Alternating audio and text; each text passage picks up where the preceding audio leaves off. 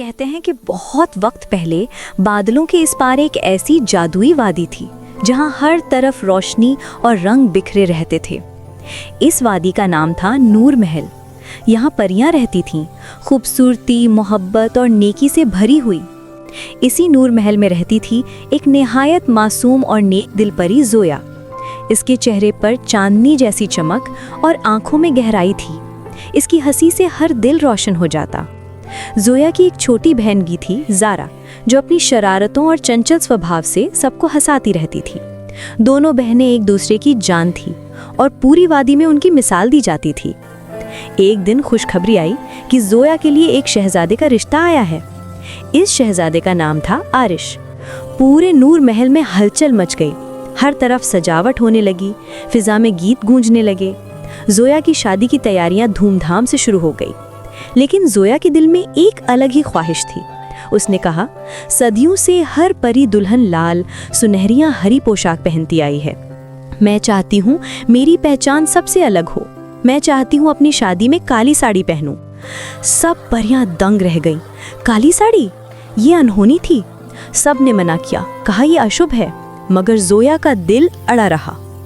कुछ दिन बाद एक सुबह उसके कमरे में एक जादुई संदूक आया। जब उसने खोला तो उसमें वही साड़ी थी, काली जैसे रात का आसमान। उस पर सुनहरी और चांदी की बेलें कढ़ाई थीं। जोया की आंखों से खुशी के आंसू बह निकले।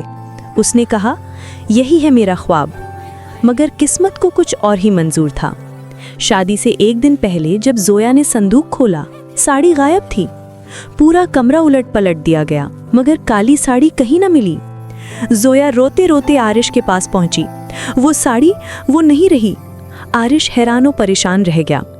इसी वक्त जोया की बचपन की सहेली सना परी ने कहा, मैंने अपनी आंखों से देखा है, जोया ने खुद साड़ी बेच दी है। सब हैरान रह गए। आरिश टूट गया। वो गुस्से में जोया के पास आया और बोला, तुमने हमारे रिश्ते के साथ ये क्या किया? उसने अपनी जादुई अंगूठी जमीन पर फेंक दी और रिश्ता तोड़ दिया। जोया वहीं गिरकर रोती रही। सना आहिस्ता आहिस्ता आरिश के करीब आने लगी। उसने कहा, देखा, मैंने तुम्हें सच्चाई दिखा दी, अब तुम मेरे हो। आरिश ने भी दुख में उसकी बात मान ली। खबर फैल गई कि अब आरिश और सना की शादी होगी। जोया का दिल चिकनाचूर हो गया। मगर किस्मत के खेल गहरे होते हैं। एक रात आरिश एक कमरे के पास से गुजरा तो उसने सना की हंसी सुनी। वो अपनी सहेलियों से कह रही थी, हा हा हा, वही काली साड़ी मैंने चुराई थी। मैंने ही झूठे सबूत घड़े थे ताकि जोया बदनाम हो जाए। अब आरिश सिर्फ मेरा है। ये सुनकर आरिश का खून जम गया।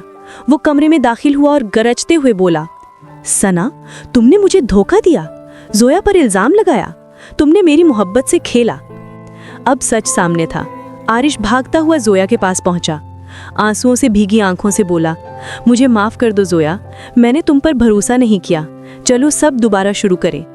जोया ने गहरी सांस ली, आंसू पोंछे और बोली, जब मुझे तुम्हारे भरोसे की सबसे ज्यादा जरूरत थी तब तुमने मेरा साथ छोड़ा। मैं तुम्हें माफ करती हूँ, मगर अब मेरे दिल में तुम्हारी जगह नहीं रही। कुछ वक्त बाद जोया की शादी उसके कजिन शहजादे उज़ान से तय हुई। वो नेक दिल, सच्चा और वफादार था।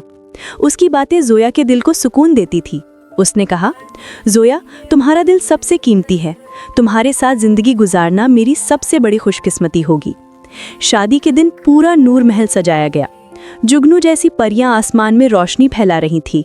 जोया ने खूबसूरत सुनहरी काली साड़ी पहनी जिस पर फूलों की नक्काशी चमक रही थी। उज़ान शाही काले लिबास में बहुत शानदार लग रहा था। जब दोनों ने एक दूसरे को देखा, उनकी आंखों में सुकून और मोहब्बत की चमक थी। फिजा में गीत गूंजे, परियां नाचीं और आसमान आतिशबाजी से जगमगा उठा। जोया के दिल में अब यकीन था कि असली मोहब्बत वही होती है जिसमें भरोसा और वफादारी हो, ना कि शक और दिखावा।